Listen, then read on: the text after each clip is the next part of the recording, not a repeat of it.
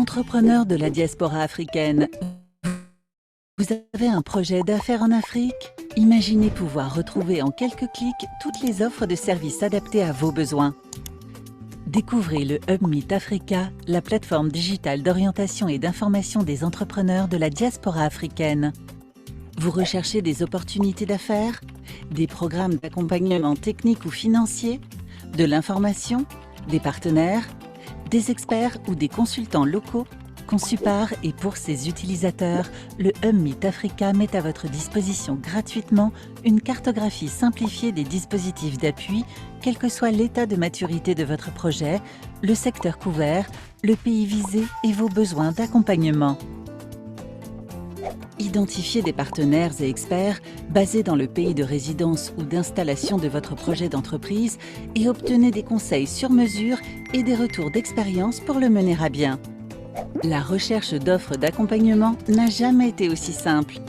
Les offres du Hub Meet Africa proposent des informations ciblées et pertinentes à tout entrepreneur de la diaspora désireux d'entreprendre en Afrique. Concrétisez vos projets business grâce aux outils collaboratifs et partagés. Positionnez votre projet grâce à l'outil d'aide à l'orientation. Accédez à des ressources efficaces et vérifiées pour comprendre le marché local et développer votre business. Entrez en relation avec les organismes d'appui à l'entrepreneuriat, les mentors, les experts, les investisseurs et tous les acteurs au service de l'entrepreneuriat de la diaspora en Afrique et en Europe.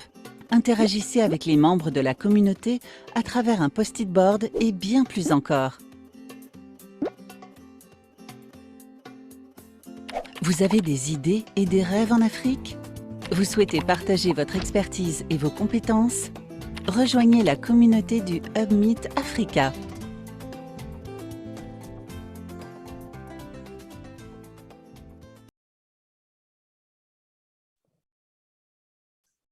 Alors, bonjour à tous et bienvenue à ce webinaire dont la thématique aujourd'hui est les tips des entrepreneurs de la diaspora, entreprendre dans son pays. C'est la première session sur cette thématique. Il y en aura une deuxième en début juillet. Voilà, donc merci à tous d'être là. Je remercie également nos intervenants qui sont là aujourd'hui, El Hadji Sori, Kaba, également Sergine Nina et Mariama Touré qui devraient nous rejoindre également rapidement. Juste avant de commencer le webinaire, je vais vous demander de respecter quelques petites choses. La première, c'est que le webinaire est disponible en français, mais également en anglais. Vous pouvez switcher grâce à la traduction simultanée qui est la petite terre en bas de votre écran. So this webinar is also in English. If you want to follow it in English, you just have to click on the little hearth at the bottom of your screen. Voilà, c'est pour que ça se déroule bien également. Merci à tout le monde de bien couper vos microphones et vos caméras pendant le webinaire. Et j'invite vraiment aussi tout le monde à prendre la parole. Donc, n'hésitez pas à lever la main et à écrire également dans le chat. Voilà. Juste avant qu'on rentre dans le vif du sujet, je vais vous introduire un petit peu le webinaire. Pourquoi est-ce qu'on est là? Et ensuite, on prendra le temps vraiment avec les intervenants qui sont là aujourd'hui de discuter justement des tips qu'ils peuvent vous donner. Donc, le webinaire aujourd'hui fait partie du programme Meet Africa, qui est un projet qui est financé par l'Union européenne et l'Agence française de développement, qui est mis en œuvre par Expertise France avec l'appui de la GIZ, du Conseil présidentiel pour l'Afrique et également Anima, Anima sur deux aspects, donc le hub, dont vous avez vu la petite vidéo justement en introduction, et ces webinaires. On travaille sur ce projet dans 6 pays qui sont le Cameroun, la Côte d'Ivoire, le Mali, le Maroc, le Sénégal et la Tunisie. Il y a eu des webinaires focus sur chacun de ces pays-là. Vous pouvez d'ailleurs retrouver sur la chaîne YouTube Anima. Et aujourd'hui, plus généralement sur l'ensemble des pays, des tips que peuvent vous donner les entrepreneurs qui, eux, ont déjà entrepris dans le pays et qui peuvent servir à toutes les personnes qui peuvent avoir des projets. Voilà. Sur le hub, rapidement quelques mots. C'est une plateforme d'orientation et d'information des entrepreneurs de la diaspora, donc des 6 pays que j'ai cités tout à l'heure. C'est une plateforme en fait qui permet à la fois de trouver des informations sur les pays spécifiques, par exemple sur des questions d'administration, juridique, sur le contexte, les marchés, etc. Et également, il permet en fait de mettre en relation les structures d'accompagnement qui existent dans les pays avec les entrepreneurs. Les structures d'accompagnement qui sont présentes sur le hub ont différentes offres qui peuvent aider les entrepreneurs à entreprendre et à monter leur projet en fonction des différents niveaux d'avancement du projet qui vont de l'idéation à vraiment le développement de son projet. Voilà pour ce qu'il en est un petit peu sur le hub Mutafrica et le projet de manière générale. On va rentrer maintenant un petit peu plus dans le sujet de pourquoi est-ce qu'on est là aujourd'hui. Donc, je le redis, sont les tips des entrepreneurs de la diaspora, entreprendre dans son pays. Nous avons donc aujourd'hui avec nous Sori Kaba pour discuter de ça. Également, Sergi Nina qui doit nous avoir rejoint et Mariama Touré, qui a dû également nous rejoindre. Voilà, l'idée aujourd'hui, c'est que chacun a une expérience à partager sur leur retour dans leur pays, également sur les difficultés qu'ils ont pu rencontrer, sur quelles solutions ils ont pu mettre en place pour surmonter justement ces problématiques et je vais leur laisser donc la parole. Si l'un d'eux veut bien commencer en expliquant un petit peu son expérience et voilà. Allô, On vous entend très bien. donc bonjour à tout le monde. Eh bien, merci d'être là ce matin. Je vais commencer à me présenter d'abord. Je suis Monsieur Kaba Adjusori. Je suis ingénieur agronome au ministère d'État, ministère de l'Agriculture et du Développement rural en Côte d'Ivoire. Je suis aussi auto-entrepreneur, comme on le dit. Je possède une ferme et je fais des ventes en ligne des produits cosmétiques. Du coup, bon, ce matin, si nous sommes là, c'est pour parler des types des entrepreneurs, c'est-à-dire connaître les étapes à suivre avant de rentrer dans son pays d'origine, pas forcément son pays d'origine en Afrique, et aussi quelles difficultés qu'on rencontre, etc., etc. Moi, pour ma part, je dirais que ce serait un mélange de tout en même temps, quoi. Je ne vais pas parler seulement des difficultés et des solutions, je ferai un mix. Voilà. Moi, comme conseil que je donne à tous ceux qui veulent rentrer dans les pays d'origine ou en Afrique, moi, je dis toujours, c'est de faire une transition, c'est-à-dire d'aller doucement, étape par étape. D'abord, dans un premier temps, prendre le parfum du pays. C'est-à-dire, moi, comme ça, quand j'ai voulu rentrer en Côte d'Ivoire, je suis rentré en 2021, définitivement. Mais avant de rentrer en 2021, c'est en 2019 que je me suis pris. C'est-à-dire, je faisais des allers-retours. Je viens, je regarde qu'est-ce que je vais faire, je repars. Je réétudie encore. Je reviens, je repars. Et ça a été fait comme ça progressivement avant de rentrer. Parce que j'ai remarqué que ceux qui sont rentrés brusquement, ils se sont, ça a été des chocs pour eux. Imagine-toi que tu as vécu dans un pays de plus de 6 ans, 7 ans, où tu es habitué à avoir des démarches administratives souples et que tu rentres dans un pays où pour avoir peut-être un document à la mairie, ça te prend 2 jours, 3 jours, 4 jours. Ou pour faire un simple document qui ne dure même pas 1 heure, tu te vois soit donner de l'argent, soit donner. Si tu n'es pas habitué à ça, ça devient un choc. Moi, je connais plusieurs personnes comme ça qui sont rentrées. Mais ils sont rentrés brusquement, ils se sont retenus aussi brusquement. Parce que c'était un choc pour eux. Ils n'ont pas eu le temps d'étudier le terrain, ils ne se sont pas préparés. Souvent, quand tu rentres, il faut te préparer aussi physiquement et spirituellement.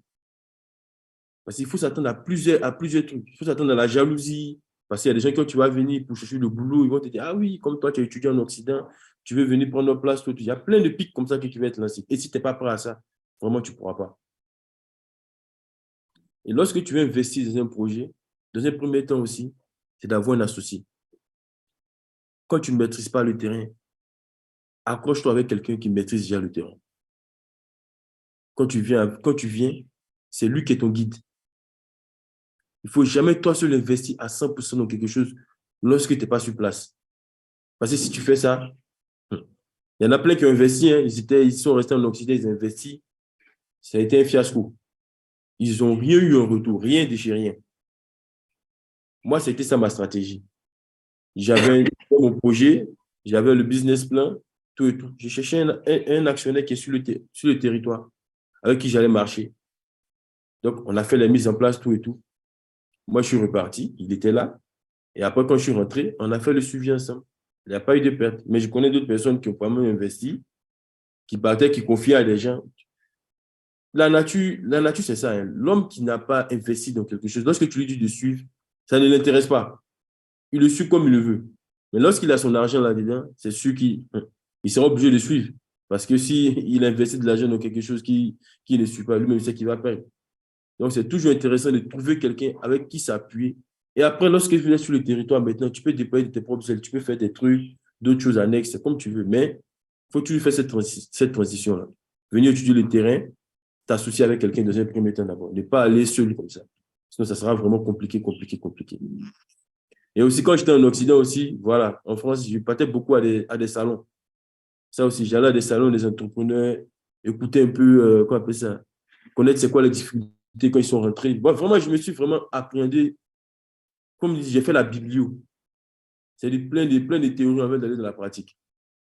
Et que je me suis vraiment documenté, vraiment renseigné, aller au salon, à des ateliers, écouter tout, tout et tout. J'ai vraiment fait cette étape-là. Et ça m'a pris pendant tout mon cursus, hein, de 2016 à 2019. Ça veut dire que j'ai fait une biblio de 2016 à 2019 et puis j'ai fait la partie pratique de 2019 à 2021 avant de rentrer. Et voilà, c'est vraiment une longue phase, mais il faut vraiment être patient. Il faut vraiment, vraiment être patient. Voilà. Bon, je vais laisser la parole à d'autres personnes ils ont comme ça. Ils ont des trucs à ajouter et puis après, bon, on va revenir sur d'autres choses encore. Oui, Voilà. bien sûr, merci beaucoup. En effet, dans ce que je comprends, c'est vraiment d'abord se renseigner sur l'endroit où on a envie d'aller, ben, justement en allant dans des salons, en ayant des conférences, etc. Ensuite, bien se préparer et trouver quelqu'un sur place également pour faire ce lien-là. Merci beaucoup et je vais laisser la parole à Sergine pour qu'elle s'introduise déjà et qu'elle nous explique un petit peu, elle, son expérience de retour. Voilà, merci. Alors, bonjour à tous. Mon nom, c'est Sergine Nadibeu. Donc, je suis aussi un pur produit de la diaspora qui a décidé de rentrer il y a quelques mois en Côte d'Ivoire. Je suis chef d'entreprise. Je bosse plus dans l'import-export, l'agriculture et aussi l'immobilier. Donc, je fais ça depuis, on va dire, depuis quelques années, depuis 6 ans, 7 ans maximum.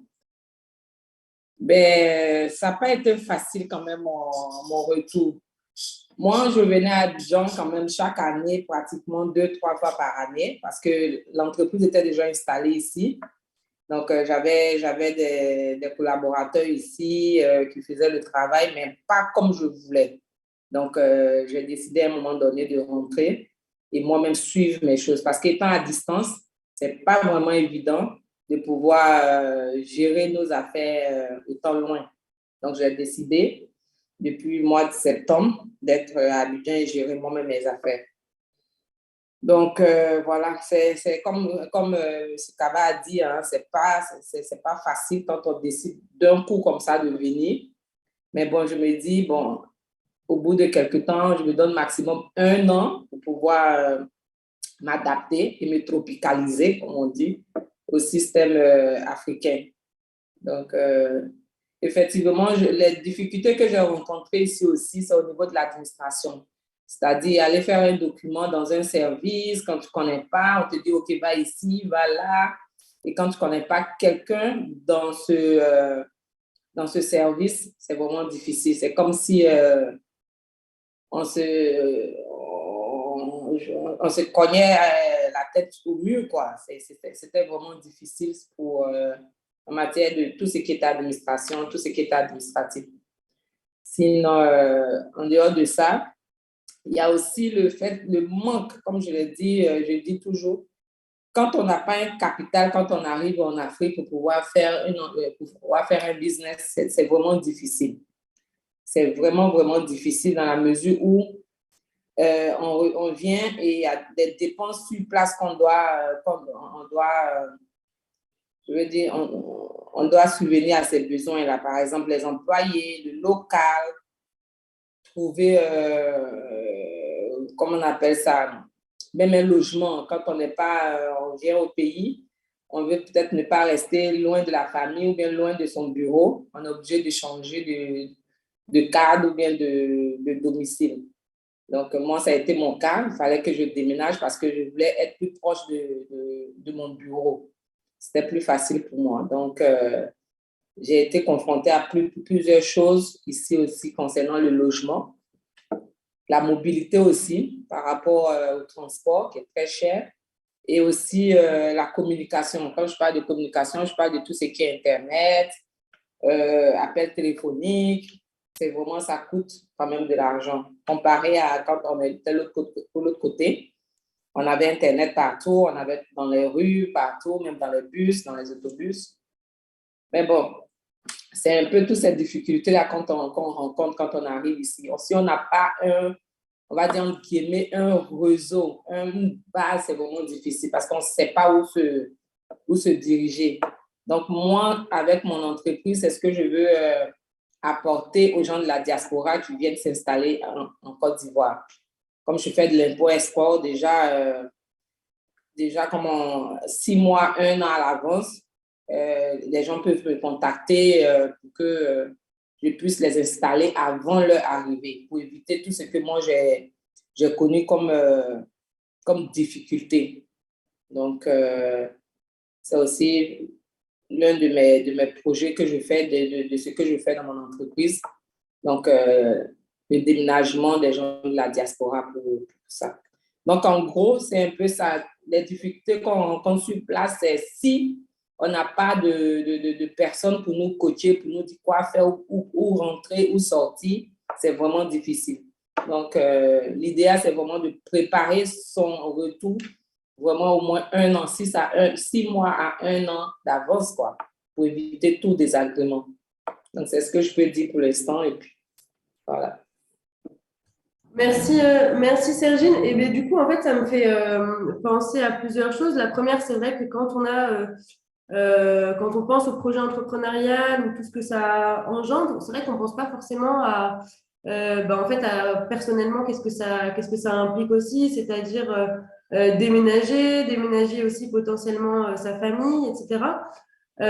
Du coup, vous, est-ce que vous avez justement sur ces questions de changement, de déménagement, des conseils? Par exemple, comment est-ce qu'on se prépare à changer de pays et à vraiment s'implanter dans un pays?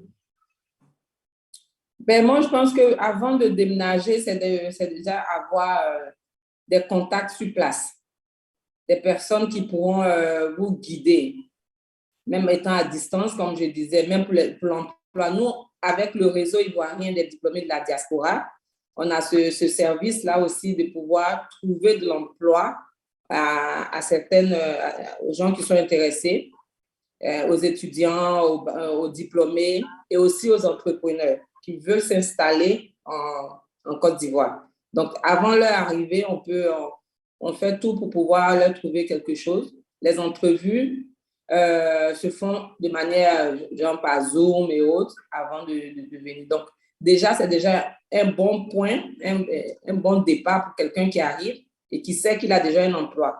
Même si ce n'est pas payé, le salaire n'est pas comme à l'Occident, mais au moins avoir un boulot, un travail quand tu arrives, c'est vraiment l'idéal. Donc, moi, ce que je conseille aux gens, c'est vraiment de se préparer vraiment au moins 6 à 12 mois à l'avance avant de décider de venir, quoi. Et comme je dis, nous, on est là pour pouvoir gérer ça, en fait. Oui, comme vous dites, en fait, quand vous dites se préparer, c'est aussi aller vers les structures qui existent, notamment le réseau des diplômés de la diaspora ou différentes structures qui peuvent en fait nous intégrer dans un écosystème et dans un réseau qui est présent sur le pays et pour pouvoir connecter à différentes personnes, à différentes structures. Ouais, complètement. Ouais. Et Sorry, est-ce que vous avez quelque chose à ajouter là-dessus, peut-être sur justement la préparation de son retour ou le fait d'avoir un emploi aussi, ça peut être pas forcément évident de gérer à la fois un projet entrepreneurial et avoir un emploi. D'accord. Ouais, que d'abord, même pour avoir l'emploi, d'abord, c'est pas facile, hein. Comme elle a dit, ils ont un réseau. Tu n'as pas de réseau, si tu n'as pas d'entrée, l'emploi, c'est compliqué. Vraiment, au niveau de l'emploi, c'est très, très compliqué. Comme il dit, il y a la jalousie, hein. Quand tu viens avec tes diplômes, le patron même qui te recrute déjà aussi, si, il a peut-être s'il a peut-être son réseau, c'est sûr, hein, c'est sûr qu'il va même pas, même si tu déposes ton CV que tu es qualifié, il va pas. Moi, par contre, ma chance aussi, c'est que l'école dans laquelle j'ai fréquenté, vu que c'est une école agro-développement international, donc du coup, en Côte d'Ivoire, ici, il y a un petit réseau de mon école qui facilite aussi des contacts, des entrées, des sorties. Franchement, c'est du réseautage, quoi. Franchement, pour le boulot, c'est du réseautage. Si peut-être ta communauté, c'est-à-dire vous avez fait une petite communauté peut-être dans la diaspora, qui se trouve dans tel pays, qu'il y a un bon réseau, franchement, il faut aller. À part ça, si tu n'as pas d'entrée, ça va être compliqué. Vraiment, ça va être compliqué. Après, maintenant, gérer niveau business, quoi on appelle ça, euh, le travail, vraiment, ça dépend. Ça dépend de comment tu répartis ton temps. Comme moi, j'ai dit, moi, je suis beaucoup en mode association. Voilà, c'est-à-dire que comme ça, dans notre boîte, si tu veux, nous sommes deux à gérer. Donc, ça fait que voilà, les tâches sont partagées. Du coup, tu ne prends pas toi seul sur toi. Mais aussi, j'avais comment on appelle ça, une question à demander comment on appelle ça, Madame. Sergine? Ouais. En fait, comme vous avez dit, vos collaborateurs, du coup, votre entreprise, vous avez créé l'entreprise il y a plus de 3 ans, c'est ça? Et la Et plupart de vos 6 ans. collaborateurs, c'était des gens qui avaient investi dans l'entreprise ou c'était vous qui avez tout fait et eux, ils travaillaient pour vous. C'est comment? C'est moi qui avais tout fait, c'est moi Ah, qui. voilà. Voilà. C'est ça que je revenais. Vous me revenez maintenant. Lorsque tu investis toi seul, ceux qui n'ont pas Ouais, investi, tu n'ont pas de suivi. c'est ça. C'est ça aussi le gros problème. C'est pour ça qu'il ne faut jamais être comme ça, à l'extérieur et investir toi seul. Parce que ceux qui seront là, ils ne vont pas faire le boulot. Et donc, vous êtes senti obligé de rentrer. Or, vous n'étiez pas prêt. Effectivement. Voilà, donc c'est un peu ça. Effectivement. Moi, je me suis vraiment outillé de tout ça, quoi. Donc, vraiment fait attention à tout ça avant de rentrer. Avant de rentrer, c'est tout. Ok, il n'y a pas de problème. Bon, j'ai rien à ajouter. Je voulais juste savoir ça, c'est tout.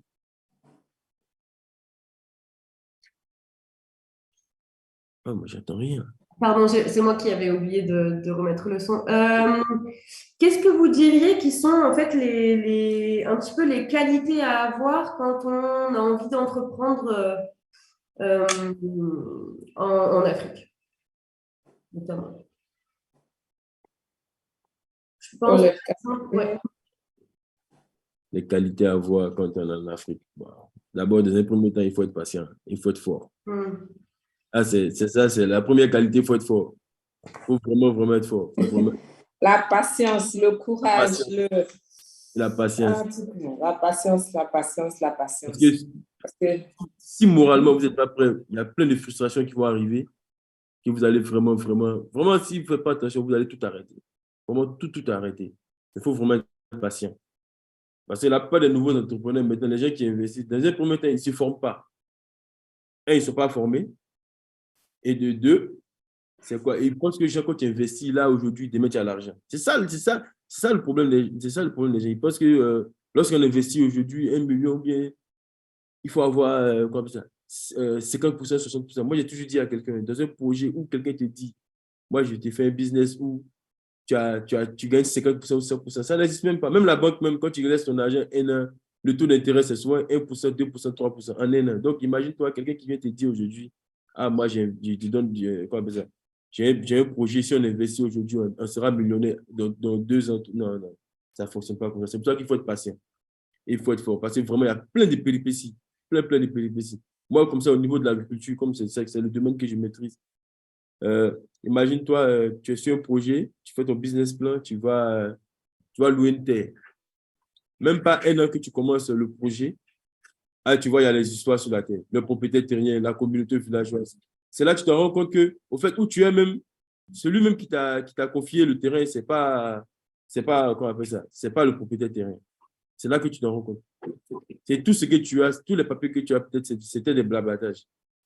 Vraiment, au niveau de l'agriculture, c'est ça qui est compliqué. C'est ça le vrai problème, c'est le foncier. Mais heureusement, l'État est en train de mettre en place, comment on appelle ça, des documents pour pouvoir vraiment légaliser les deux côtés, pour pouvoir protéger les deux côtés. C'est très compliqué. Moi, tu fais un business plan sur 5 ans où ta rentabilité commence à partir de 2 ans et demi et même pas un an, on te dit, ah, il faut des becs, il faut bouger plutôt. Or, pourtant, tu as fait de lourds investissements là-dessus. Pour moi, sur ce volet-là aussi, au niveau de l'agriculture, c'est ça le véritable problème. Maintenant, après, il y a d'autres domaines, peut-être dans l'immobilier, aussi au niveau du foncier, de l'immobilier aussi, c'est pas, en tout cas, au niveau de tout ce qui regroupe la terre, vraiment, c'est vraiment compliqué. Et même pour aller témoigner tout de suite là, c'est pas du tout facile. C'est pas du tout facile. Il y a d'autres, comment on appelle ça?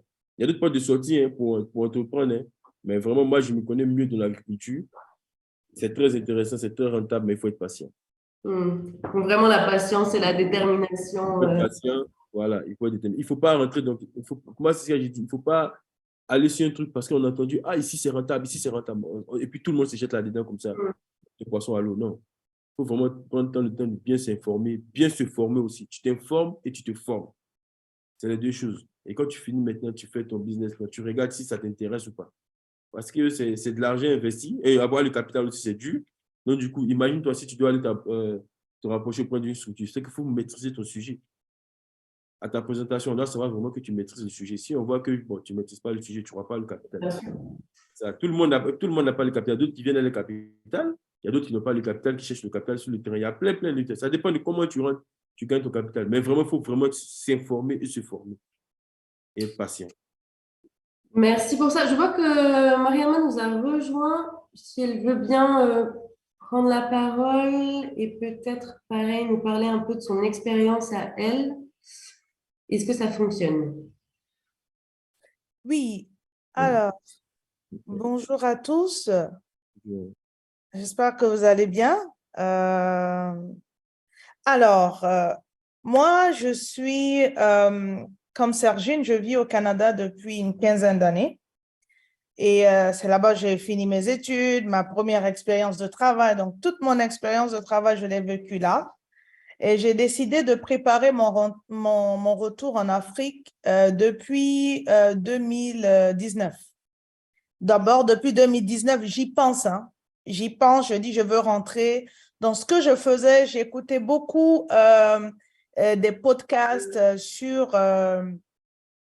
j'écoutais beaucoup des podcasts sur Facebook. Un instant, s'il vous plaît. Je vais allumer la caméra, mais on ne me laisse pas, on dit que ce n'est pas possible. Je suis en train de voir pour qu'on vous mette la caméra. Ça devrait aller. D'accord, ce n'est pas grave, je peux continuer? Oui, bien sûr. OK, parfait. Alors, comme je disais, je me renseignais beaucoup sur YouTube, hein, investir au pays. Beaucoup de gens de la diaspora qui sont rentrés et qui font des vidéos pour éduquer un peu sur le retour au pays. Donc, j'étais motivée non seulement à rentrer pour contribuer au développement de mon pays. Donc, je suis originaire de la Guinée. Et donc, mais là, je suis présentement en Côte d'Ivoire depuis 1 mois. Donc, du coup, je voulais contribuer, je voulais apporter, mais j'avais toujours un sentiment profond que ma place, jamais mieux que ce soit, qu'il fallait que je rentre un jour et que j'allais rentrer. Donc, j'ai commencé à me préparer en 2019. Je commençais à me renseigner, appeler même des gens qui étaient sur le terrain. Je me rappelle que je suis venue en août en 2019 ici pour 1 mois en Côte d'Ivoire. J'étais là pour un mariage, mais j'ai profité encore rencontrer des gens pour savoir comment m'établir, comment ça allait se faire, quel est le processus. Chacun me donnait des conseils. Dans mon pays d'origine, je connaissais beaucoup qui ont fait une vingtaine d'années au Canada, qui sont rentrés. Ça allait bien chez eux. Je les suivais de loin. Donc, il y avait des moments où je parlais à ces personnes pour demander leur avis sur le retour. Ils me donnaient leur propre expérience. Donc, il faut comprendre que chacun n'a pas les mêmes expériences du retour en Afrique. Il y en a qui rentrent, il y a déjà un parent qui est bien placé. Il y en a qui rentrent, il y a déjà des gens qui sont là, qui leur pistonnent, qui leur facilitent leur processus d'intégration. Mais il y en a d'autres comme nous, par exemple, ça n'a pas été le cas. Moi, je suis rentrée, mon père était à la retraite, malgré les contacts qu'il pouvait avoir. Mon premier boulot l'année dernière en Guinée, que j'ai obtenu le poste de directrice commerciale d'un fonds de développement agricole, c'est le ministre même qui m'a contactée. Et le ministre, en effet, je le connaissais depuis qu'il était au FMI aux États-Unis. Donc, du coup, il m'a contacté, puis j'ai passé les interviews, ça a passé, on m'a pris tout de suite. Donc, ça, c'est une opportunité aussi. Mais moi, je dirais que c'est très important de… On me demande d'activer ma vidéo, alors ça marche. Oui, c'est bon, on vous voit. Parfait. Donc, je dirais qu'il est très important d'avoir la résilience.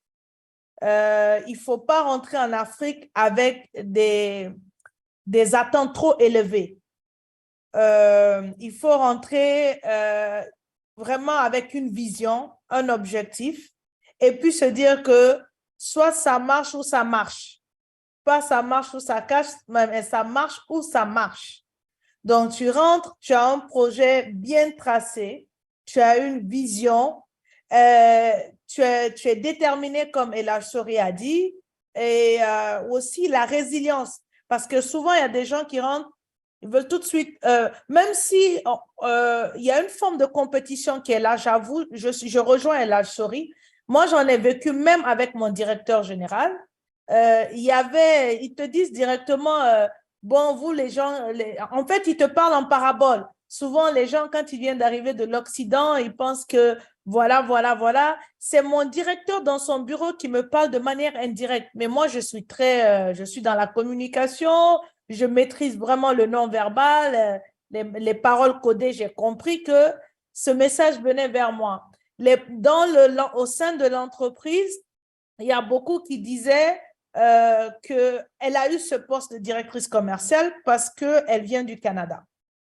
Je dis, mais ils ont oublié que j'ai des diplômes universitaires, j'ai plus de 10 ans d'expérience de travail, ils oublient que j'ai passé les 2 entrevues pour avoir ce poste et que je ne l'ai pas donné par favoritisme. Ils ne me l'ont pas donné par favoritisme. Donc, il y a tout ça, il faut être prêt émotionnellement à supporter la bassesse, à supporter les attaques, à supporter certaines personnes qui n'ont pas les mêmes valeurs que vous. Il faut être prêt mentalement, il faut être prêt au niveau financier aussi. Donc, moi, je rejoins aussi Sergine là. Il y en a qui viennent, ils ont des fonds, mais il y en a qui viennent, ils n'ont pas de fonds. Ou ils viennent, ils ont le minimum. Donc, ils se disent, bon, la manière dont ils géraient leurs fonds à l'Occident, une fois en Afrique, ils pourront utiliser les mêmes fonds, alors que j'ai l'impression que la vie coûte plus cher en Afrique que de l'autre côté, à mon avis. Ok, peut-être Sori voulait rebondir là-dessus. Non, la vie ne coûte pas plus cher, mais on dépense plus ici. Exactement. La vie… Ça ne coûte pas plus cher, mais on dépense plus ici. Tu sais pourquoi je dis ça? Tu sais pourquoi je dis ça, El Achori? Parce que le transport coûte super cher en Côte d'Ivoire. Et c'est un luxe d'avoir une voiture ici. Pourtant, à l'Occident, la voiture, c'est un moyen de transport. Tu peux voir quelqu'un dans sa Mercedes 2022-23, mais ce n'est pas un luxe pour lui. C'est un moyen de transport pour aller d'un point A d'un point B. Mais ici, les moyens de transport sont super chers. Les endroits sont éloignés. Non, mais c'est vrai, c'est une réalité. Moi, je voyage beaucoup. Le moyen de transport… Si tu apportes le bus ici, que tu compares avec les moyens de transport en commun en Europe, c'est pareil. Hein. C'est juste que comme, bon, tu vas emprunter le taxi, ça va te coûter plus cher. Bon, du coup, moi, j'ai jamais vécu en Europe. Moi, j'ai vécu en Amérique du Nord et moi, pour moi, là-bas, le transport coûte pas cher. Le transport mensuel ne coûte pas cher. Le transport pour se déplacer, ça coûte pas cher. Ce qui coûte cher souvent, c'est le loyer, mais c'est proportionné avec le revenu parce que là-bas, on paye bien. Donc, avec ton salaire, tu peux jongler avec tout. Mais ici, tu peux travailler dans une banque, on te paye. Il y a des gens qui prennent 200 000 ici, 200 000, 200 000, 300 000, et ils ont des loyers de 100 000. Donc, imagine que ton loyer doit faire 20% de ton revenu. Et puis, quand tu enlèves des dépenses, les chefs comptables, il y a des chefs comptables ici que leur taux ici, c'est 450 000, 500 000. Donc, imagine si tu es un père de famille, OK, et que tu as un loyer de 130 000 ou 170 000, peut-être 20% de ce montant.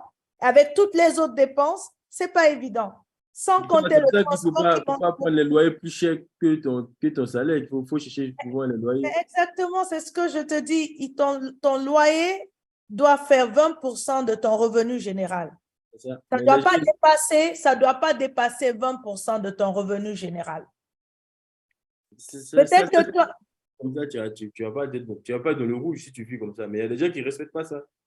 exactement, mais même si, mais évidemment, la vie coûte de plus en plus cher et la chérie. Tu sais qu'on est dans une crise mondiale. On est dans une crise mondiale, il y a la guerre en Ukraine. Je vois tous ces aspects, tout a augmenté partout dans le monde. Donc, du coup, si Abidjan, il y a 5 ans, les loyers coûtaient 50 000, aujourd'hui, les loyers de 50 000 coûtent 125 000. Donc, il faut que les gens de la diaspora qui veulent rentrer sachent qu'il faut mettre beaucoup d'argent de côté. Moi, je dirais même 12 mois, c'est petit pour se préparer. Il faut aller au-delà. Il faut venir vraiment avec un budget pour vivre pendant 2 ans ici.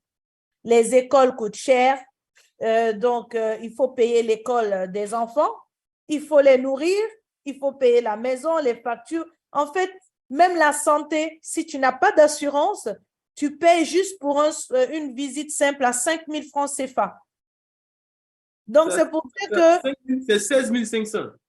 Non, 5 000 juste pour la visite générale dans le nouveau CHU actuel à Angers. Donc, avec tous les examens de sang et tout, tu te retrouves à 15 000, 16 000. Donc, c'est pour te dire que tu dois me rejoindre que la vie coûte cher. Et il faut vraiment se préparer mentalement et financièrement. La France, tu peux vivre là. Ce qui est bon à l'Occident, il y a des aides sociales pour accompagner des familles.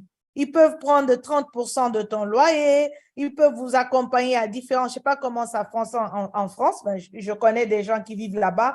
Il y a des soutiens, mais ici, il n'y a pas de soutien. C'est que tu viens, tu te casses la tête, tu te bats avec ta sueur pour vivre ici. Donc, il ne faut vraiment pas bluffer les gens, puisque souvent, nous qui sommes là, ça bluffe et attire les autres qui veulent rentrer, mais sans savoir, comme tu as dit, qu'il faut se préparer. Sinon, de la même manière, tu rentres brusquement, c'est de la même manière que tu vas retourner brusquement. Du coup, en effet, c'est quelque chose qui est revenu souvent, en fait, vraiment être prêt, s'être vraiment bien renseigné, être allé, comme on disait tout à l'heure, à des conférences, des forums, enfin, un ensemble de choses qui existent aussi pour se préparer à ça. Préparer aussi au niveau financier, d'ailleurs, c'est vrai que c'est une question qui revient quand même très souvent, la question de la finance, notamment quand on veut monter son projet. Comment est-ce qu'on trouve les financements? Et vous, par exemple, comment est-ce que vous avez fait pour… et Sergine, si vous voulez aussi intervenir là-dessus, comment est-ce que vous avez fait financièrement pour se dire, OK, là, c'est bon, je suis prêt ou je suis prête et c'est bon. Alors, moi, je vais vous dire la vérité, sincèrement, je ne suis pas rentrée avec des gros montants d'argent. J'étais venue pour essayer une année. Alors, vu que mes parents ont une grande maison, je me suis dit, bon, pour l'instant, j'aurai ma villa à moi, je n'ai aucune dépense à part les frais de mon carburant. Donc, du coup, le cas est différent. J'ai fait mon budget en fonction du fait que je ne payerai pas de loyer pour un début. Mais si tu sais que tu vas venir et que tu dois payer un loyer, donc il faut voir avec ta famille, parce que moi, je suis venue seule. À l'époque, je n'étais pas mariée. Donc, je viens seule. J'ai un budget solo célibataire. Mais si tu viens avec ta famille, il faut préparer un budget famille. Donc, un loyer, se renseigner s'il y a des sites Internet pour voir les prix de loyer, se renseigner en fait sur la cherté de la vie et commencer à épargner en conséquence. Se dire, bon, si je dois venir en Côte d'Ivoire pour 12 mois, il me faut peut-être un budget de 2 millions de francs CFA pour la première année. Comme ça, même si je ne travaille pas, je pourrais subvenir aux besoins de tout le monde. Je donne un chiffre forfaitaire comme ça. Pour 2 ans, il me faut 4 millions de francs CFA. Donc, avec ça, tu rentres, tu n'as pas de stress, tu cherches ton travail calmement, tu cherches à t'intégrer calmement sans stress. Mais si tu viens avec le minimum, parfois les gens sur lesquels tu comptes vont te lâcher. Ils ne vont pas vouloir t'héberger, ils ne vont pas vouloir t'assister. Donc, toutes les charges reviennent et l'argent que tu as voulu utiliser, voilà, il n'est plus suffisant pour pouvoir faire ce que tu as à faire.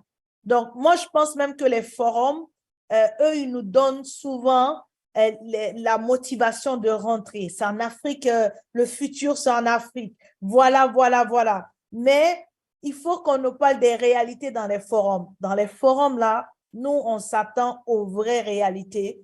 Tu veux rentrer, l'Afrique est une terre d'opportunités. Voilà ce qui va arriver. Mais voici comment te préparer. Voici, il faut un espace pour que les gens puissent se préparer comme il faut pour retourner dans leur terre natale. Sinon, après, on va se dire qu'on est rentré, ça ne marche pas, donc l'Afrique, ce n'est pas pour nous. Pourtant, il y avait de la place pour toi, mais mauvaise préparation.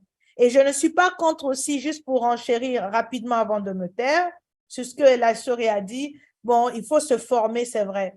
Mais tu peux venir, tu as été formé dans un domaine, et puis tu viens, tu as d'opportunités dans un autre domaine où tu fleuris. Mais c'est important quand même de maîtriser sa chose. Si tu veux venir, par exemple, voilà, investir dans les finances, dans la crypto-monnaie, maîtrise ton affaire et des partenaires avec qui tu veux travailler pour le projet. Mais si tu viens, bon, tu n'as pas d'expertise dans l'agriculture, ce n'est pas grave. Toute expérience est transférable. Hein. Si tu as des expériences techniques, peuvent être transférées, mais s'assurer que sur le terrain, tu as des dévanciers qui maîtrisent la chose, qui peuvent t'appuyer et puis t'aider à avancer dans ce projet. Voilà. Merci beaucoup. Sergine voulait peut-être ajouter quelque chose. J'avais une question également que je viens d'oublier. Moi, non, pour l'instant, non, ça va. Je pense que Mariama a déjà tout dit.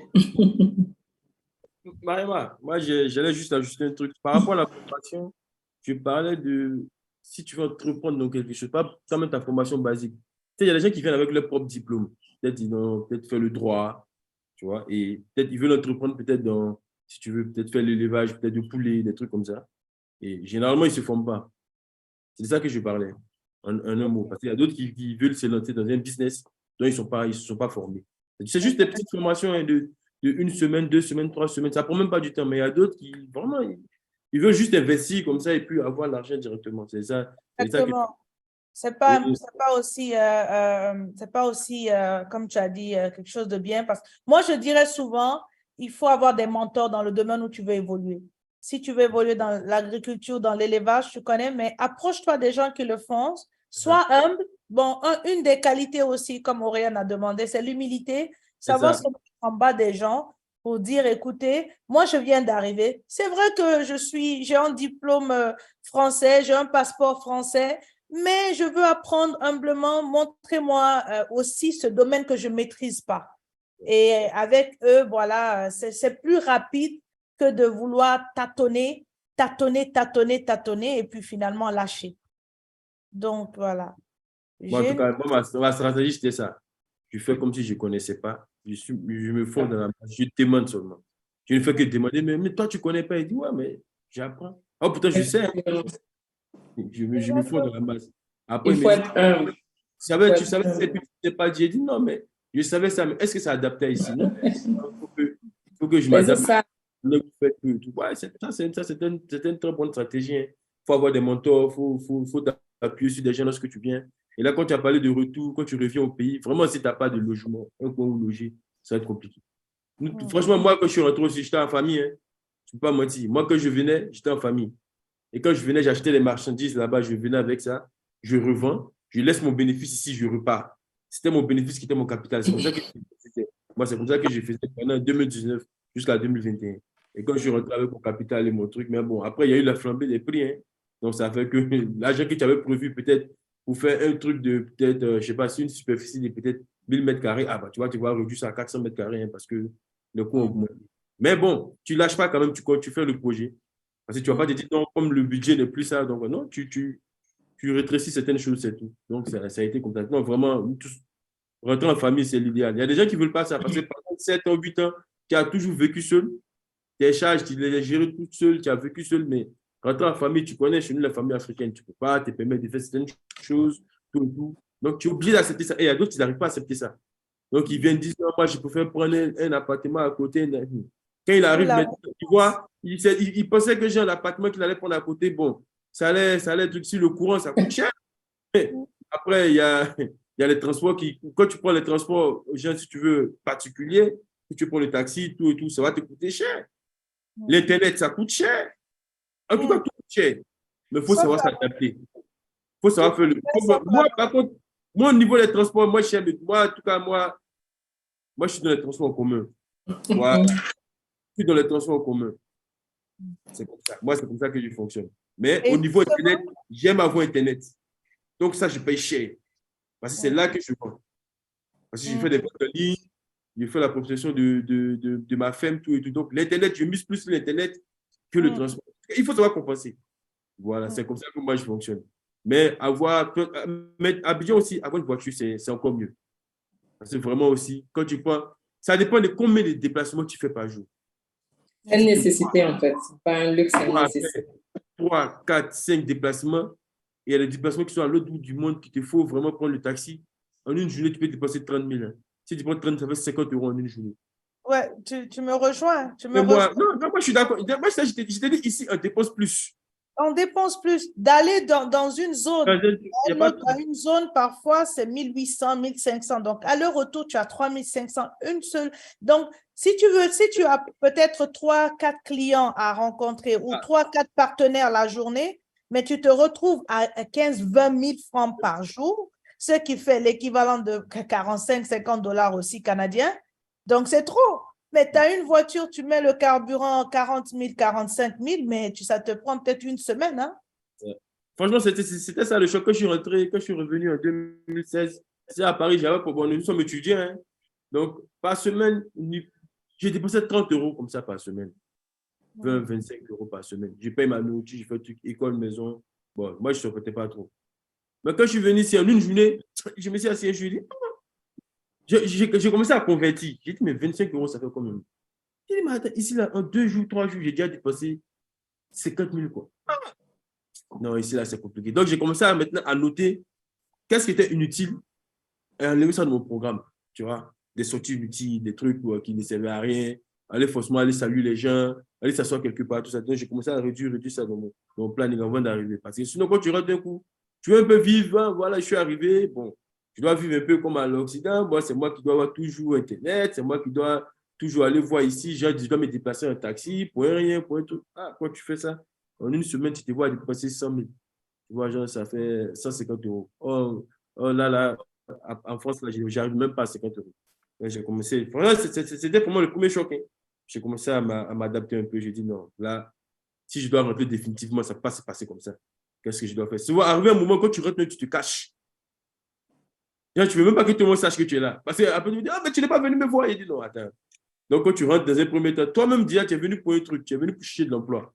Donc, tant que tu n'as pas eu ton emploi, tu ne peux pas te permettre d'aller dire à X, je suis là, Y, je suis là. Parce que tu sais que si X, tu vas lui dire, non, il faut me voir, il va penser que tu as de l'argent sur toi, tout et tout. Donc, tu es obligé toi-même, tu faut vraiment dire à d'autres personnes, assiste-moi, il faut dire que je ne suis pas là. Moi, il y a d'autres personnes, quand je suis rentré en 2021, quand ils me voyaient, ils me disent, ah, tu es là, il dit, oui, ça fait une semaine que je suis rentré. Ah, je suis là depuis 2021. Quand on me dit, mais tu es là, tu ne fais pas signer. Non, c'est la semaine dernière que je suis venu. Ah bon, d'accord, on doit se voir, il dit, oui. Là, j'étais déjà bien stable, tout et tout. Imagine-toi si je disais à cette personne-là, quand je suis là depuis 1 an, tout et tout. Mais tu es méchant. Tu viens, tu ne dis même pas aux gens, la vie, c'est comme ça, tu vois. Oh, il ne sait pas dans quelles conditions tu es venu, pourquoi tu es venu, tu vois. Mais moi, c'était comme ça. Quand moi, je suis rentré définitivement là, non. Mon cercle d'amis était restreint. Je savais qui savait que j'étais là, qui savait que je n'étais pas là. Mais une fois que tu tombes sur moi, tu me vois, je te dis, ah, moi, ça fait 10 jours, une semaine que je suis là. Ah, je suis là depuis juin 2021, mais si on s'est vu, ah, je t'ai dit en même temps, ça fait une semaine que je suis là. C'était vraiment ma stratégie, quoi. Après, quand tu attends que non, mais toi, c'est faux, je dis, non, c'est pas ça, j'ai fait des va-et-vient, mais tu vois, je n'étais pas encore pied stable, donc je ne peux pas te dire que je suis là, tu vois. Parce que si tu dis à tout le monde que tu es là, c'est ça le problème. Tu ne pourras pas te concentrer sur ton objectif. Tu es venu pour un truc précis. Toi, tu sais pourquoi tu es venu. L'argent que tu as envoyé, là, c'est calculé. C'est ça aussi, les gens ne comprennent pas. Ton argent, il est très calculé. Donc, tu ne peux pas te permettre certaines choses. Donc, du coup, tu es focus. Tant que tu n'as pas eu ton boulot, tant que tu n'as pas fait ce que tu veux faire, tu ne peux pas te permettre d'aller faire d'autres choses. Vision Et d'autres claire. qui ne comprennent pas ça. C'est compliqué. Le retour, là, le retour au pays, là, vraiment, il faut être prêt. C'est le moral, c'est le mental. Si tu n'es pas prêt à ça, là, tu vas fuir. Et puis, s'il y a des gens parmi nous qui nous écoutent, qui sont rentrés puis retournés, n'ayez pas peur de revenir, mais revenez cette fois-ci bien préparés. Il y a de la place pour tout le monde ici, en fait. Il y a de la place pour tout le monde. Si il est arrivé que vous êtes venu, comme par exemple, Sergine faisait des va-et-vient, mais cette fois-ci, elle est là, ça fait plus de 6 mois maintenant. Donc, du coup, aujourd'hui, elle est beaucoup plus à l'aise, en paix que les fois passées. Donc, du coup, il peut arriver que vous venez, vous faites une année, OK, vous avez tâté le terrain, vous avez vu les inconvénients, vous savez maintenant comment marcher, de quoi vous aurez vraiment besoin, parce que chaque besoin est individuel. Hein. Et du coup, vous pouvez repartir et revenir mieux préparé. Et ça, pour de bon, vous restez pour de bon. Donc, il n'y a pas de honte, en fait, à ça, quoi. C'est juste des expériences. Ce n'est pas tout le monde qui a la chance. Moi, je vivais au Canada et je rentrais chaque 4 ans en Afrique. Et pour 2 semaines, 3 semaines. Donc, avec chaque 4 ans, le monde va vite. Je n'ai pas pu voir comment les choses... Je m'étais perdue les 2 semaines, comme tu dis, tu viens, tu rencontres la famille, tout le monde. Déjà, après, les vacances sont finies, il ne te reste plus qu'une semaine. Et quand tu repars, bon, tu n'as pas encore tâté vraiment le terrain, tout ça. Mais quand tu viens, tu prends une année sabbatique, tu viens, tu te prépares, tu regardes bien, tu repars, tu reviens, c'est encore mieux si tu n'es pas assez préparé du coup, quoi. C'est ça, c'est le conseil, quoi. Quand tu rentres, concentre-toi sur ce que tu es venu faire. Reste concentré là-dessus. Sois focus sur ce que tu es venu faire. Tu es venu pour 1 an pour chercher du boulot. Reste concentré sur tes 1 an. Dis-toi, bon, la lame commence à sonner à partir du 9e mois. Donc, j'ai jusqu'à peut-être 8 mois pour vraiment me concentrer sur le boulot. Parce qu'il y a d'autres qui confondent venir en vacances. Venir en vacances, tu viens, tu salues les gens. Ils disent que non, moi, oui, moi, je suis rentré au pays, mais je suis rentré, je suis venu, je n'ai rien vu. Mais tu es venu pour les vacances. Qu'est-ce que tu vas voir si ce n'est pas venir faire des vacances? Mais quand tu es venu pour tâter le terrain, que tu t'es concentré là-dessus, mais tu vas voir plein d'opportunités. Tu vas voir qu'il y a des réseaux qui sont tellement restreints. Quand tu demandes, ah non, ils ont un réseau, bon, c'est eux qui ont étudié ici, ils ont fait ceci, ils ont fait cela. Bon. Essaie de rentrer avec eux, échange avec eux. Moi, je ne savais pas qu'il y avait une amicale de mon école ici. Quand je suis rentré, il y a un monsieur qui m'a dit, non, mais attends, tu as fait l'école là, toi, tu m'as une amicale ici, alors viens, je t'intègre dans le groupe. Ça allait facilement comme ça. Je dis, ah, mais bon, ça, c'est intéressant, ça. Donc, ça fait qu'on se voit chaque peut-être 1-2 fois dans le mois, on essaie de se voir, on essaie d'échanger. S'il y a qui est sans emploi, on lui trouve du boulot. Franchement, ça glisse, quoi. Si tu prends tout le temps de tâter le terrain, tu vois qu'il y a beaucoup d'opportunités, mais vraiment, où les entrées sont fines, quoi. Où c'est du réseautage. Mais si tu viens pour les vacances, tu es venu pour t'amuser, bah, tu ne verras rien. Et tu diras aux gens que moi, je suis rentré, je n'ai rien vu. J'ai vu que quand je suis rentré, il n'y avait rien même. Quand tu demandes les trucs aux gens, ils ne sont même pas, d'après le thème, ils ne sont même pas prêts. J'ai menti si les gens, peut-être, toi-même, tu n'as même pas fait d'effort. Maintenant, quand tu fais ton effort, c'est vrai qu'il y a des difficultés. Tu vois des difficultés, comme il y a des gens qui vont te dire, non, ah, toi, tu penses que genre, parce que oui, tu es arrivé, tu penses que c'est si facile. Mais tu n'écoutes pas ça, c'est les péripéties de la vie. Tu avances, tu te concentres, tu fais tes entretiens, tu es convaincu à tes entretiens, on t'emploie, c'est tout. On t'embauche, tu as les qualités, tu sais que tu as les qualités, tu as tout. Donc, n'aie pas peur, lance-toi. Mais avant de rentrer, il faut te préparer. Ça, c'est clair. Ça, c'est une préparation, c'est ça. Comme on dit, financier, mental, physique, tout. Il faut se préparer, il faut aussi, et là, avoir un mentor. Moi, je supplie les gens d'avoir des mentors parce que des mentors, des gens qui vont vraiment te prendre la tête. Un mentor te montre comment il a fait. Le coach, lui, t'amène à sortir, à développer ton plein potentiel et puis à t'amener d'un point A à un point B. Mais le mentor, lui, il t'accompagne en te montrant étape par étape comment il a fait pour atteindre cet objectif. Donc, du coup, c'est très important d'avoir un mentor et à distance pour commencer déjà à tchatcher avec la personne. Et sur le terrain, dès que tu arrives, chercher un mentor dans le domaine où tu veux évoluer. C'est très important. Surtout être dans un réseau. Moi, c'est à travers une connexion, un réseau que moi, j'ai rencontré Sergine. Et puis, on a dit, ouh, toi aussi, tu vivais au Canada, tu vivais dans quel pays, dans quelle ville? Et puis, c'est parti comme ça. Et donc, du coup, aujourd'hui, quand je me cassais la tête, j'avais des difficultés à trouver un logement avec mon mari. C'est Sergine, on venait vers elle, elle nous donnait des conseils. Donc, parfois, elle nous remontait le moral, ça va aller. On avait besoin de ça.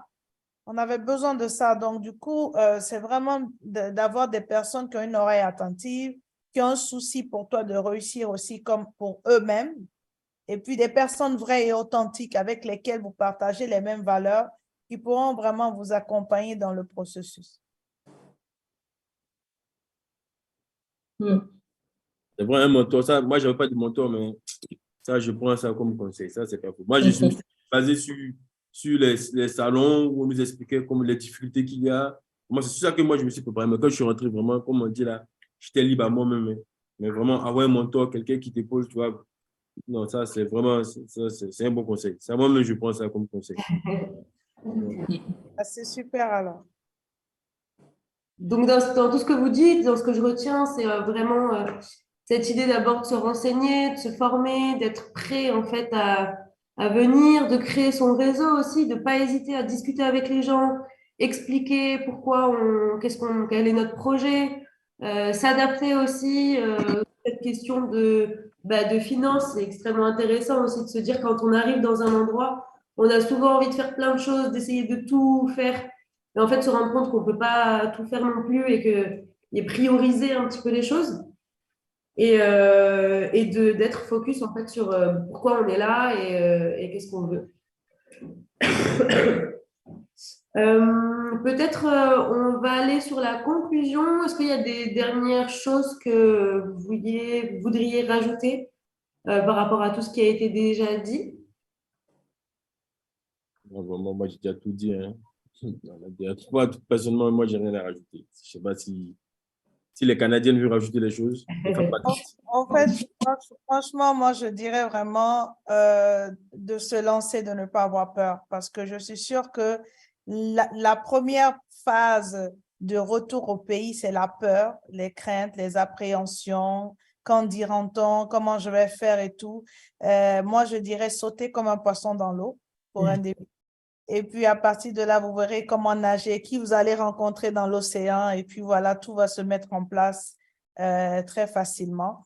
Mais surtout, ne pas avoir peur de se lancer parce que moi, j'avais eu beaucoup de peur. Et je sais que si je rentrais en 2019, j'aurais eu des opportunités incroyables. Des opportunités parce que le premier ministre à l'époque, là, était mon oncle. Donc, et je suis rentrée juste après la transition, le coup d'État. Donc, imaginez que j'étais rentrée à l'époque là, j'aurais eu accès à beaucoup de profils, beaucoup de contacts. Ça aurait été facile pour moi. Mais la peur au ventre, la frustration de quitter mon confort, de quitter la sécurité, de quitter tout ce que j'avais pour rentrer, m'a fait perdre du temps et c'est après que 2 ans et demi, 3 ans après 2 ans et demi que je rentre après. Mais voilà, les circonstances ont changé. Il va falloir maintenant se battre comme il faut. Donc, faut vraiment pas avoir peur de se lancer, surtout. Et être résilient, comme j'ai dit, la résilience. Ouais. Merci beaucoup, Mariama. Sergine, est-ce que vous avez un dernier mot également à ajouter Oui, ben, ce que je peux dire aussi, c'est vraiment se préparer à son arrivée, avant son arrivée ici en Afrique, dans n'importe quel pays, c'est de rentrer dans des réseaux et puis avoir un mentor, avoir quelqu'un qui pourra vous guider avant votre arrivée. Se préparer émotionnellement, financièrement, psychologiquement, en tout cas, vraiment se préparer. Et pour ceux qui viennent en famille, moi, je pense que l'idéal, c'est d'abord venir seul. C'est peut-être mieux. Moi, ma chance que j'ai, mes filles, elles sont quand même adultes, 25 et 21 ans, 22 bientôt. Donc, j'ai pas de bébé, on va dire, derrière. Donc, ça a été plus facile aussi pour moi. Donc, il y a toute cette préparation aussi à faire. Quand vous arrivez avec la famille, je préfère que quelqu'un vienne déjà comme un éclaireur, peut-être pendant une année, avant de demander à toute la famille de rentrer, quoi. Donc, voilà, c'est la préparation que je peux dire. Ok, super. Je vois qu'il y a une main levée aussi. Nestria, si vous voulez prendre la parole, je vous en prie. Allez-y. Bonjour. Merci pour vos recommandations et votre présence. À ce que je sais, le marché de Côte d'Ivoire, c'est un marché en forte croissance. Donc, normalement, c'est ça ce qu'on voit au niveau des médias ou bien au niveau des statistiques et tout. Juste, je voulais savoir, est-ce que vous validez cela ou non? Moi, je sais pas compris Est-ce que c'est un marché en forte croissance, surtout les plombes, ou bien l'économie elle est un peu il y a récession? C'est ça ce que je veux savoir. En ok. fait, juste pour, entre parenthèses, moi, je suis une start-up tunisienne dans les domaines des nouvelles technologies et je veux prochainement ouvrir une filiale au Côte d'Ivoire. C'est ça mon projet. Ok. Donc, juste, j'ai voulu savoir sur une idée sur l'économie du pays. Ici, on est en pleine forte croissance, hein. Franchement, au niveau en Afrique de l'Ouest, on fait partie des pays à fort taux de croissance économique, hein. Donc, si vous voulez investir, je ne sais pas dans quel domaine vous voulez investir, quelle start-up vous voulez créer, mais bon, l'idéal, c'est de venir en Côte d'Ivoire, Non, ici, du terrain. Et... pour moi, ma start-up, c'est des solutions mobiles force de vente pour les sociétés qui faisaient la distribution. D'accord? On a le produit technologique déjà et on veut étendre notre activité sur le Côte d'Ivoire. Donc, l'idéal, c'est de venir en Côte d'Ivoire et puis, bon, chercher à avoir des partenaires et puis échanger, hein. Après, il y a un truc qui est dans le domaine de l'import-export. Vous pouvez voir avec Sergine qui est dans le domaine de l'import-export. Vous pouvez plus vous rapprocher de Sergine et vous allez échanger là-dessus, hein. N'est-ce pas, Madame Sergine? Ou je me trompe? Ça, Oui, effectivement. Donc, avant de venir, Madame, désolée, je ne vois pas le nom. Nesria. Nesria, OK. Donc, oui, avant de venir installer votre start-up en Côte d'Ivoire, ce serait l'idéal de venir d'abord. Et puis, sur place, vous allez voir les opportunités. Effectivement, la Côte d'Ivoire aujourd'hui est je pense, l'un des pays ou le premier pays en Afrique de l'Ouest, je pense après, c'est le Sénégal, qui a un potentiel présentement en Côte d'Ivoire. Donc, il y a une richesse, il y a des opportunités. Donc, avant de venir vous installer votre start-up, ce serait l'idéal que vous veniez en Côte d'Ivoire rencontrer des partenaires avant toute décision, quoi. Mais sinon, la porte est ouverte, nous sommes là, on peut vous aider, on peut vous coacher. Mariama aussi est là pour le coaching, tout ça. Donc, en tout cas, nos bras sont ouverts pour vous, Madame Nesria. Merci beaucoup, merci beaucoup. C'est possible vos contacts LinkedIn ou bien vos contacts WhatsApp, si possible. Oui, Mariama, elle est là, c'est ça. Hein, Mariama, c'est déjà j'ai envoyé LinkedIn. Et pour vous, je n'ai pas trouvé sur LinkedIn. Non, j'ai déjà envoyé. Non, moi, je suis un peu vieille école, là, comme on dit. Je pourrais peut-être partager sa carte d'affaires virtuelle, si elle en a. OK. D'accord. Ben, on va s'en reparler. Merci beaucoup. Merci. Merci, Nesria. Merci à vous. C'est super parce que c'est vrai que ces webinaires servent aussi justement à créer le lien et le contact entre les gens. Donc, ça fait plaisir de voir que ça fonctionne. C'est cool. Et en effet, encore une fois, c'est rigolo parce que ce qui revient, c'est vraiment cette idée d'aller voir directement dans le pays dans lequel on veut s'implanter ou on veut retourner, discuter avec les gens, encore une fois, rencontrer les gens, etc. Eh bien, c'est super. Et sur cette intervention, on va conclure si ça convient à tout le monde. Je vais Des juste... questions, non? Ouais. Pardon? Donc, il y a des questions, non? Non, non, c'est bon. C'est Je bon? vois la discussion, là, des gens qui lèvent les mains, là. Mais bon, c'est Ah, bon. je vois qu'il y a une main levée, en effet. Ouais. Malik, on vous laisse prendre la parole. Allô, oui, bonjour tout le monde. Ouais. Donc, moi, je m'appelle Malik.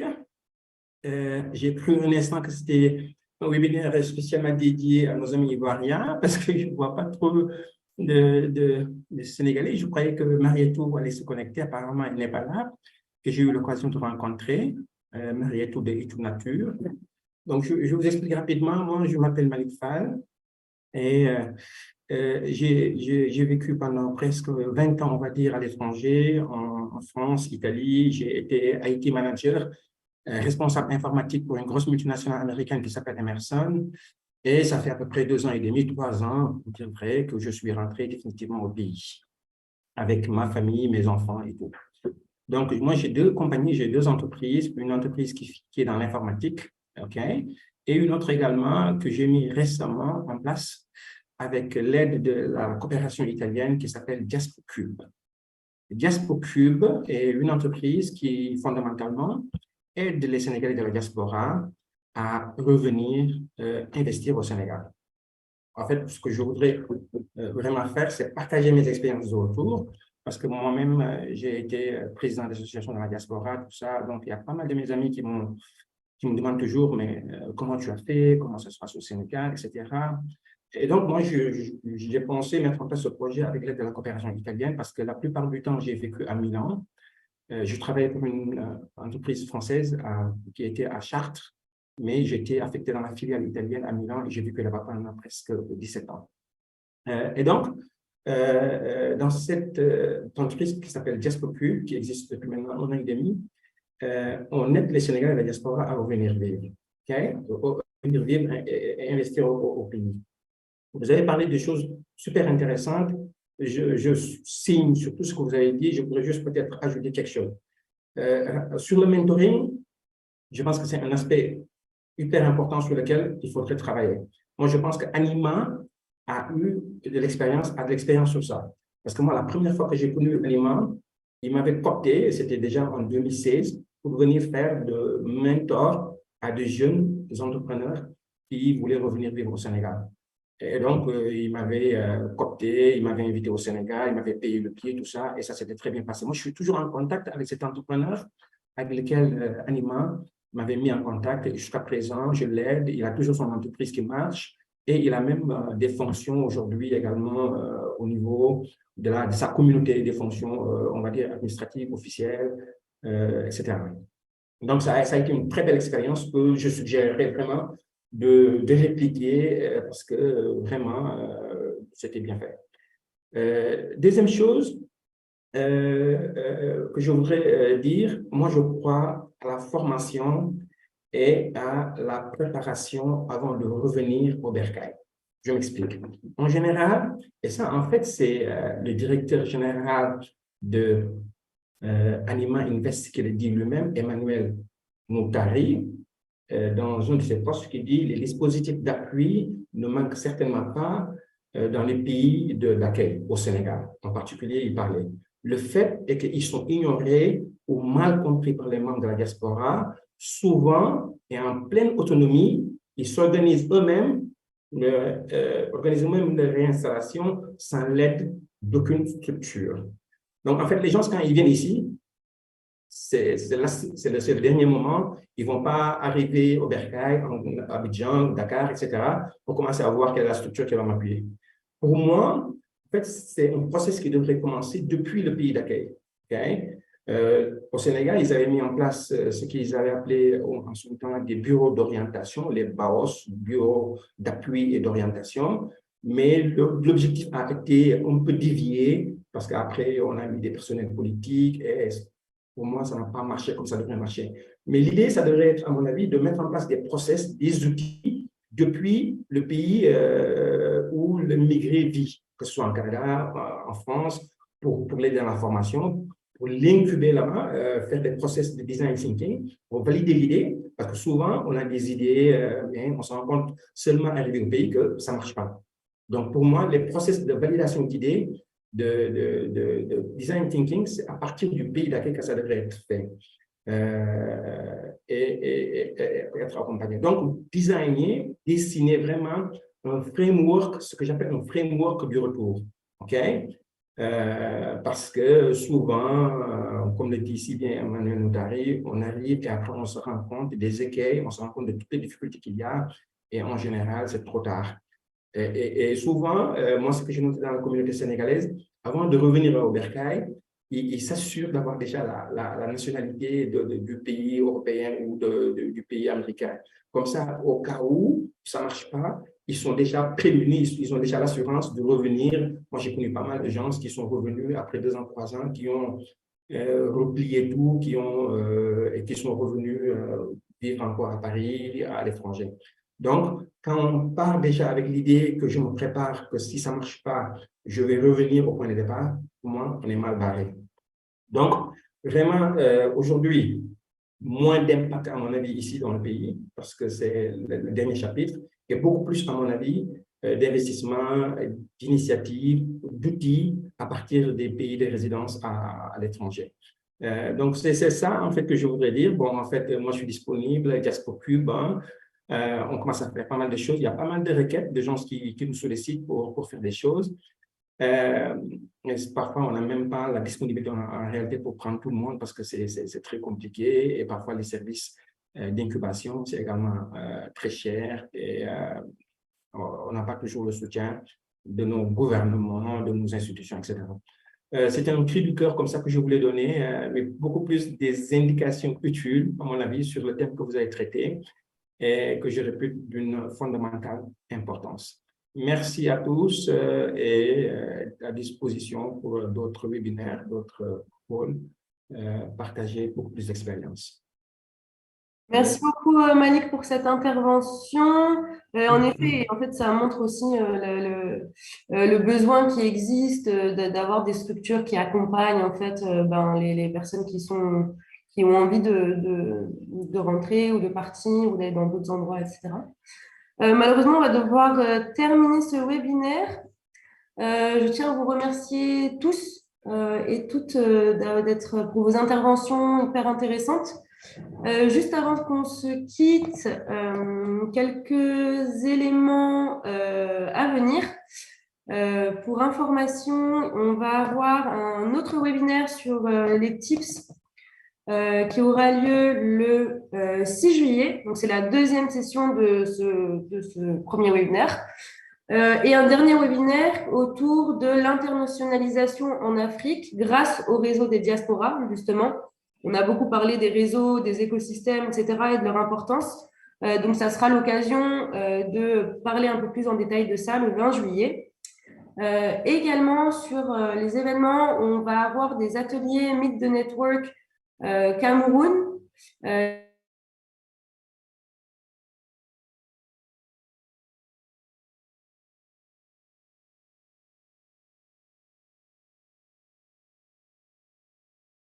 Il se fera en ligne le 22 juin et dont on n'a pas. Allô, il y a un problème, hein? Allô? En introduction de comment donner des informations, comment permettre.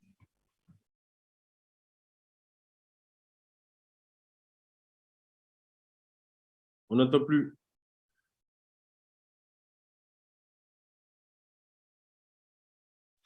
On n'entend plus. Mais je pense que C'est la fin.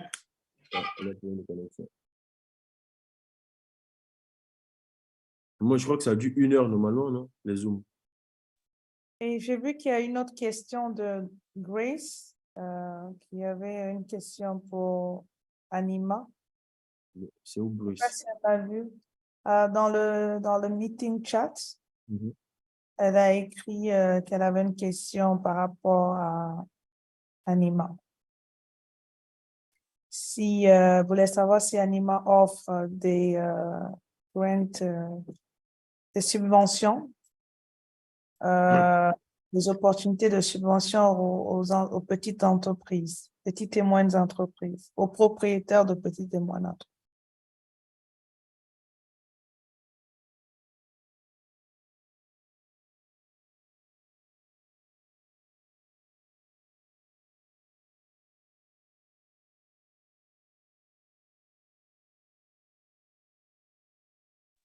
Ben, je pense qu'on va quitter hein, parce qu'elle est partie, elle n'est pas là.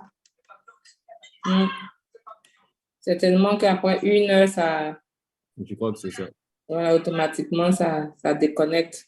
Donc, Mais je on va peux continuer par mail. la dame là, non? Madame Grace. Si vous lui répondre rapidement, c'est bon. Vous offrez des opportunités de subvention et tout. Évidemment, moi, je ne vois pas. Hein. C'est la question. Thank you so much for tips and question. My name is Grace. I run a business production. I need to know if Anima offers joint opportunities for business. Ah, d'accord. Hello. Hello, can you hear me? Good afternoon. Good morning, everybody. Bonjour à tous, vous m'entendez? Good morning. Bonjour. Bonjour, je m'appelle Grace Akubike du Nigeria. J'ai une entreprise dans le domaine de l'agriculture et ce que je fais, c'est je m'occupe de l'exportation de l'hibiscus, des fleurs d'hibiscus et je produis des boissons à base d'hibiscus. Donc, j'aimerais savoir s'il y a des opportunités de subvention pour mon secteur, pour les petites et moyennes entreprises. Et j'aimerais savoir si le processus d'exportation vers comment fonctionne l'exportation de mes produits vers la France. C'est une très bonne question, mais la personne qui était censée répondre à votre question n'est plus dans la session. Donc, peut-être il faut envoyer une question directement à Anima. This is something that is possible. Et donc vérifier si c'est possible. Thank you very much. Merci beaucoup.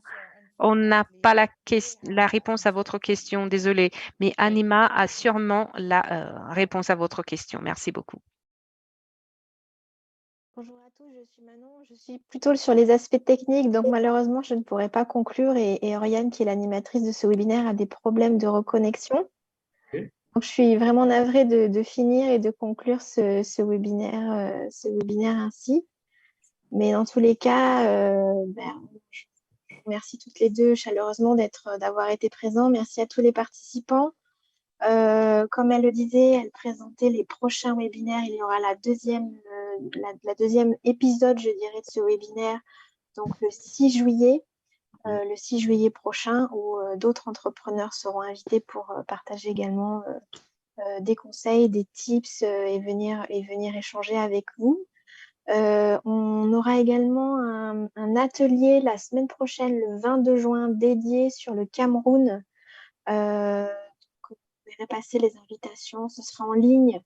Donc, si vous êtes intéressé, que vous avez des questions, ce sera vraiment un atelier participatif et ce sera dédié sur le Cameroun. Donc, jeudi prochain, c'est 9h heure locale, donc ce sera l'heure de Douala. Donc, pensez à vérifier votre fuseau horaire. Et il y a également, on sera là pour le coup en présentiel en Tunisie. Donc, s'il y a des personnes qui sera dédiées sur la Tunisie, on sera en présentiel. L'équipe d'Anima et également, il y aura des entrepreneurs, des structures d'accompagnement pour participer à un atelier participatif, un atelier d'échange et de réseautage. Et ça sera à The Dot à Tunis. Je crois que c'est toutes les dates pour les prochains qui arrivent. Et je vous mets en lien si vous avez un projet en Afrique. Il y a le Hub Meet Africa qui commence maintenant à réunir les entrepreneurs et les structures d'accompagnement dans 5 pays d'Afrique, donc le Cameroun, la Côte d'Ivoire, le Maroc, la Tunisie, et j'en ai oublié un. et le Sénégal. Le Sénégal dans lequel vous pouvez trouver des outils d'aide pour vous orienter, consulter les fiches pays pour faire de la veille, continuer à faire de la veille, réseauter en direct. L'idée, c'est ce hub qui est des personnes qui vous répondent en direct, donc à la fois avec les entrepreneurs pour réseauter et connaître, voilà, et entrer en connexion avec eux, mais aussi avec les structures d'accompagnement, avec des structures d'accompagnement qui peuvent vous accompagner aussi bien sur un projet qui soit à la phase vraiment d'idée ou aller jusqu'à la recherche d'un financement, monter une équipe, des solutions pour vous accompagner sur le recrutement, des formations également, ou accélérer et vous exporter également l'accompagnement sur l'export. Je vous mets le lien du Hub Meet Africa qui a vraiment cette vision aussi de s'ouvrir à d'autres pays que ces 5 pays. Donc, je vous le mets en lien dans le chat. Hop là, tout de suite. Voilà, il y a ma collaboratrice Mam Diallo qui est le modérateur et qui est la modératrice derrière le hub et qui peut répondre aux questions. Et je vous mets également les contacts d'Oriane et de Virginie Huyet qui est donc chef de projet Anima et qui suit le programme Meet Africa avec Mam Diallo et avec Oriane sur toute cette plateforme, la plateforme digitale du Hub Meet Africa qui organise les événements, les prochains événements, les webinaires et les événements dédiés sur le Cameroun et la Tunisie. Ok. Voilà, ben je vous remercie à tous et puis je vous souhaite une très belle une très bonne journée. Elle continue pour vous. Ok. Et merci encore. Merci Ok. beaucoup. Merci. Allez, bonne journée à tous. Bonne journée à tout le monde. Et au revoir.